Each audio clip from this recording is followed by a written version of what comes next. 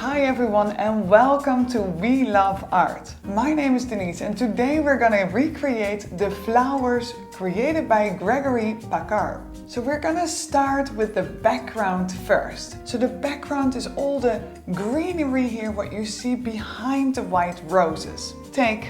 Of course we take green, we take brown, a bit of blue, a little bit of black, some white, a bit more green, and then we can even do a hint of yellow. So we have loads of different colors on the brush. As you see, I don't mix too much here. And the reason for this is that now we create a nice spontaneous blend of colors on the canvas. Both you and me don't know exactly how it's gonna turn out, and this is the beauty of it. Because nature, by default, we don't know, it's spontaneous. So it doesn't matter if one stroke is lighter or one stroke is darker. In fact, I would say that is just the beauty of it, because that underlines nature. So we're gonna start here in the top corner and we work our way towards the side and down. What I would like you to focus on is first the darker colors. So I added here the green, I still find it too light. So what I do,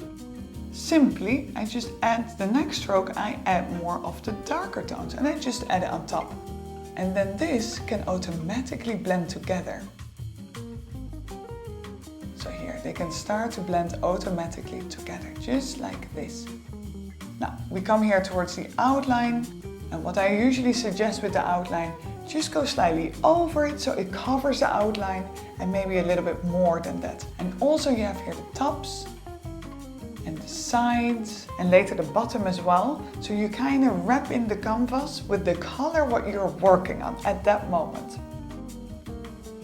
So again, we focus on the darker colors, and once that's applied, then we add the lighter colors.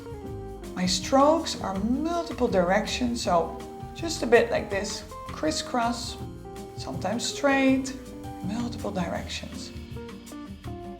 It will be easier, so the thicker you paint, the easier it gets. So just apply that paint nice and thick. And the beauty is, of course, it also gives you nice texture.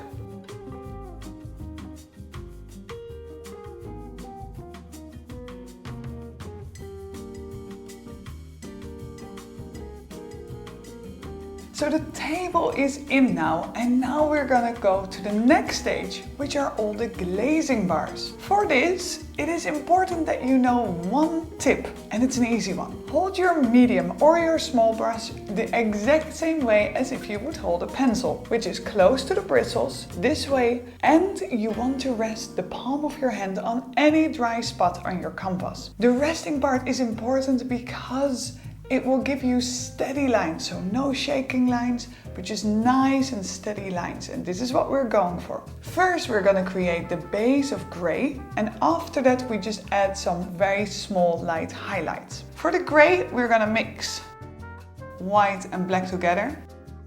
You know, never worry about the fact that you run out of palette space. Usually the paint really dries very quickly, so you can just build on top. And even if it catches one of the other surrounding colors, it's only nice. It will give us color harmony, and that is nice.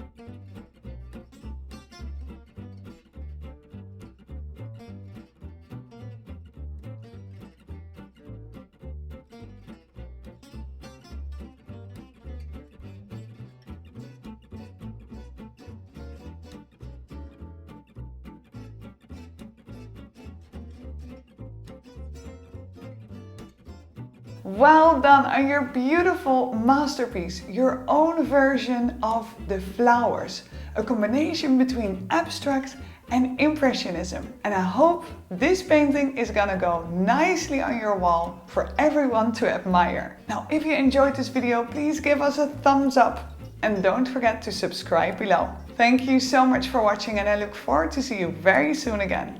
Bye!